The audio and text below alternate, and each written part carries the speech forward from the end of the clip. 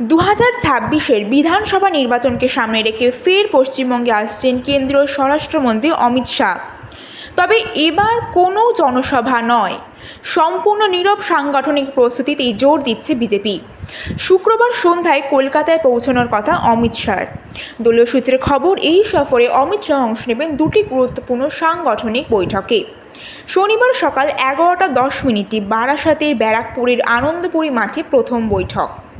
সেখান থেকে সরাসরি তিনি চলে যাবেন বাগডোগরা হয়ে শিলিগুড়িতে।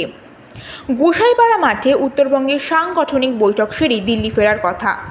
বিজেপির দাবি, এই বৈঠকগুলিতে রণকৌশল চূড়ান্ত করা, দুর্বল এলাকা চিহ্নিত করা এবং মণ্ডল স্তর পর্যন্ত সংগঠন মজবুত করার উপর জোর দেওয়া হবে। অমিত শাহের সফর ঘিরে ইতিমধ্যেই তৎপর প্রশাসন। নিরাপত্তা খতিয়ে দেখা হয়েছে বৈঠকের মাঠে। বিজেপির মতে, ভোটের আগে সংগঠনের ভিত মজবুত করাই এই নীরব সফরের মূল লক্ষ্য।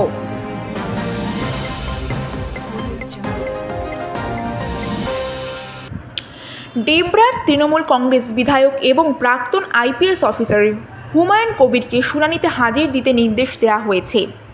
শুক্রবার নির্দিষ্ট শুনানি কেন্দ্রে তাকে উপস্থিত থাকতে বলা হয়েছে। নিজের সোশ্যাল মিডিয়ায় বিষয়টি নিশ্চিত করে হুমায়ুন কবির জানান, 2002 সালের ভোটার তালিকায় তার নাম না থাকার পিছনে যুক্তিসঙ্গত কারণ রয়েছে।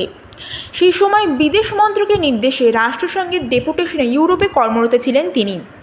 হুমায়ুন কবিরের দাবি, তার কাছে ডিপ্লোম্যাটিক পাসপোর্ট রয়েছে এবং একজন আইপিএস অফিসারের ভোটার কার্ড, প্যান কার্ড ও পাসপোর্ট থাকা সত্ত্বেও যদি সন্দেহ থাকে, তা প্রশ্ন তুলছে নির্বাচন প্রক্রিয়া নিয়ে।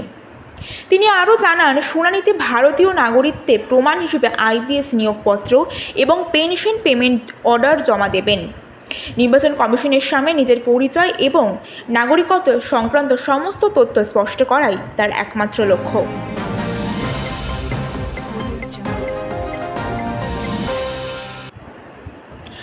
আনন্দপুরের ভয়াবহ অগ্নিকাণ্ডের 5 দিন পরেও থামেনি উদ্ধার কাজ।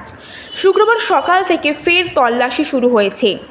নাজিরাবাদের ওয়াওমোমো গোডাউনে এখনও পর্যন্ত ঘটনাস্থল থেকে উদ্ধার করা হয়েছে 25 জনের দেহাংশ। এই ঘটনায় গাফিলতির অভিযোগে আরও 2 জনকে গ্রেফতার করেছে নরেন্দ্রপুর থানার পুলিশ। ধৃতরা হলেন গোডাউনের ম্যানেজার রাজা চক্রবর্তী এবং ডেপুটি ম্যানেজার মনোরঞ্জন শেঠ। শুক্রবারই তাদের আদালতে পেশ করা হবে। দমকল সূত্রে জানা গেছে, গোডাউনে অগ্নি নির্বাপক ব্যবস্থার যথেষ্ট ঘাটতি ছিল। নিয়মিত সেফটি অডিট নিয়েও প্রশ্ন উঠেছে।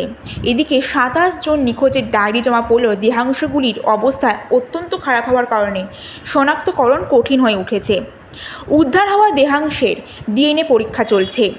প্রাথমিক তদন্তে দমকল এবং ফরেনসিক রিপোর্টে আগুনের উচ্চ ডেকরেটরসের গুদাম বলে চিহ্নিত হয়েছে। তদন্ত এখনও চলছে।